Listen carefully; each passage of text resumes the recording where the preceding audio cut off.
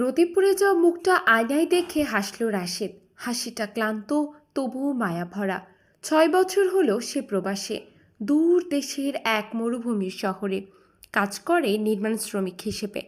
প্রতিদিন সকালে সূর্য ওঠার আগে বের হতে হয়। গরমে ঘাম ঝরে, তবুও বুক ভরা স্বপ্ন নিয়ে দিন কাটায়।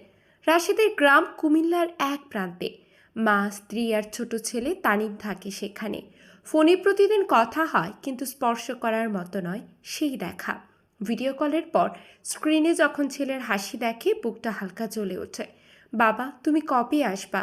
প্রশ্নটা শুনে সে হাসে, কিন্তু ভেতরে কেমন এক কষ্ট চেপে যায়।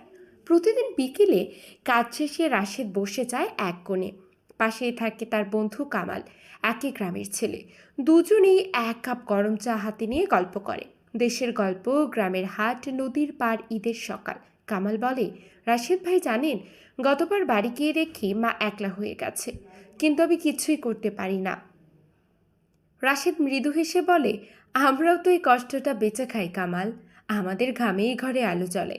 প্রতি মাসে টাকার রেমিটেন্স পাঠায় রাশেদ। সেই টাকায় ঘরের ছেলের পড়াশোনা চলে, মায়ের ওষুধ কেনা হয়, আর স্ত্রী সুমির মুখে হাসি ফোটে। তবুও টাকার চেয়ে বড় হয় ভালোবাসা।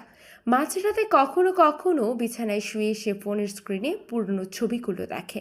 ছোট ছেলেটা বাবার কাঁধে বসে হাসছে, আর পাশে সুমি চুল উড়িয়ে তাকিয়ে আছে। একদিন খবর পেল ছেলে তানিমের স্কুলে পুরস্কার বিতরণী অনুষ্ঠান। প্রথম স্থান পেয়েছে তানিম। ভিডিও কলের অপর পাশে ছেলে গলায় মেডেল ঝুলিয়ে চিৎকার করে বলল, বাবা, আমি জিতেছি। রাশেদ তখন কাজের ফাঁকে দাঁড়িয়ে, চোখে পানি চলে এলো। সবাই তাকিয়ে আছে, সে শুধু বলে, বাবা তুই আমার গর্ব। কিন্তু সব দিনই এমন আনন্দের নয়। এক রাতে ক্লান্ত শরীরে ঘুমিয়ে পড়েছিল রাশেদ। হঠাৎ স্বপ্নে দেখলো বাড়ির উঠোনে বসে মা বলছে, বাবা বাড়ি আয়, অনেক দিন হলো তোকে দেখি না। ঘুম ভেঙে গেলে দু চোখে পানি, বুকের ভিতর কেমন এক শূন্যতা। পরদিন ভোরে কাজের জায়গায় দাঁড়িয়ে সে ভাবল, আর কতদিন। ছুটির সময় এলো অবশেষে। টিকিট হাতে রাশেদের চোখে ঝিলিক। বিমানবন্দরে নামতে গ্রামের মাটির গন্ধ যেন বুক ভরে নিল। বাড়ির সামনে সুমির চোখে জল, আর তানিম দৌড়ে এসে বাবার গলা জড়িয়ে ধরল।